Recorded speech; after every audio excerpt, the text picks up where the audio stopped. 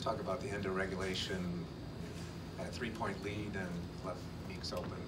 Yeah, just one of those plays that I know Marcus would like to have back. At the end of the day, when we came out of the timeout, we wanted to be 5 guys around the 3-point line. And you don't want to give them just an easy entry layup. Excuse me, but I think that we did a pretty good job initially, and then we should have just let Porter lay it in. But that happens, and Marcus Morris was one of the main reasons why we were there, and it happens. It happens. We wouldn't have been there without him. Just walk us through that last possession, Brad. You guys were looking for a quick look off the rebound there. Did you think about calling timeout when things didn't develop? Or I tried to call a timeout at the end of the first regulation, but I didn't get one down there, so I got to scream louder. But I think but at that one I didn't. That one I was trying. I would just wanted him to play. I think when we were coming down, we had a 5-on-4. We didn't get anything, but we had an action drawn up to go to.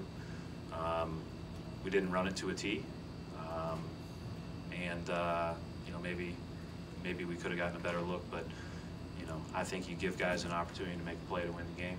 I think sometimes that's more important than calling another one. And, but yeah, in retrospect, now that we lost by 1, I wish I would have called one.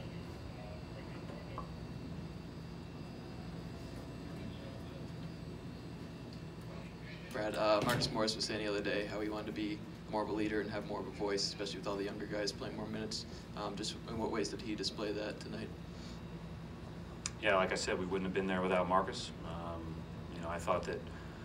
I thought tonight that Marcus would probably have to go for close to 35-40 for us to win, because of the way that we were going to try to play. We were going to play him at the 3. We were going to post him a lot. We were going to go to him a lot in a lot of different scenarios, and he gave us almost that, which is pretty impressive. He's playing at a good level. Coach, we've talked about Marcus and Terry and those guys and what they did, but guys like Abdul Nader, who doesn't normally get these type of minutes, what does a game like this do for his confidence going forward? And guys that normally don't play a lot, but obviously tonight they got their opportunity. Yeah, I mean, and Shane couldn't play in the second overtime because of the minutes restriction. And I thought Ab did a great job. The driving layup, I thought his defense was really good. I thought he competed. He kept balls alive. I thought he was really good tonight. We needed everybody. Ab's a good player. Jason and Jalen and Marcus Smart and all those guys are good players too. And unfortunately, somebody has to sit, but it is good to have an opportunity. The NBA always gives you an opportunity at some point during a season. Coach, obviously, play every game to win, and it's always next man out. But you come in with 9 guys tonight. You got to go double overtime against a good Washington team. What did it tell you about this group of guys that they were able to be that competitive and stretch this game out as much as they did? Nothing new. We've been that way all year. We've been really good when in those games that Kyrie didn't play in the middle of January and we only had 1 point guard, we found a way and we battled. I just told them in there, I'm not by any means going to take anything away from us, but as coaches, we believe that we don't care who's available, and you go out there and you put your best foot forward, and we expect to win. We expect to figure it out. Obviously, didn't do that tonight.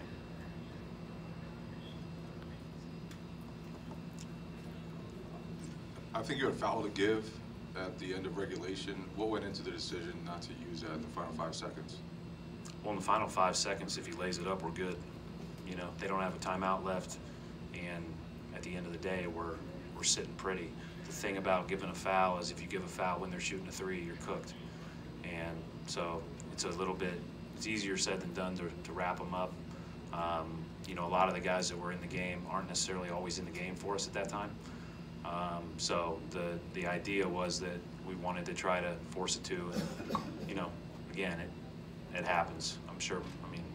We would all like to replay that, but Marcus, again, we're not there without Marcus Morris's play all the way through the game, and everybody else. We've just got to be a lot more alert to the situation of the game. And if they lay it up again, all we have to do is get it out, shoot, throw it deep, and touch it, and probably are in pretty good shape. So I didn't want to give the foul. So that one's on me. Brad, obviously, really big minutes tonight with the double overtime for you guys like Tatum, Rozier, et cetera. You just talk to the challenge for you now. You know, you're trying to win these games, not just tonight, but moving forward to winning the games, and then also just like not overusing guys too much in terms of their minutes. Yeah, it's hard. I mean, with 9 guys, it's tough. Or 10 guys, or whatever we had tonight. You know, obviously, you know, hopefully we get Al back in Orlando, and that's one more body that we can play a little bit. And you know, hopefully Shane's minutes continue to go up, and you know, hopefully we can figure out a way to get it done in regulation, so we don't have to play an extra 10 minutes. But I think we've done you know, our guys, our training staff has been great about communicating it all year, and we've tried to be really, really proactive and not overplaying guys.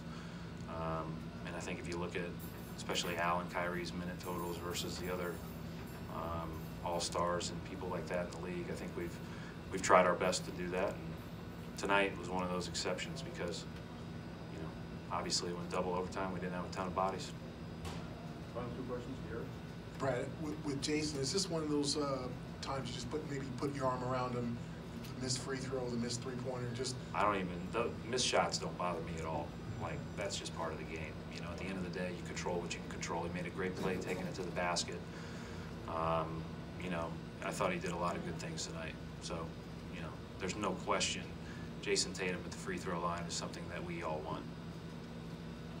Brad, Yabusele had been in Maine for a while, working on refining, especially his defense. How do you feel he looked today, playmaking and dealing with the 2-3 zone?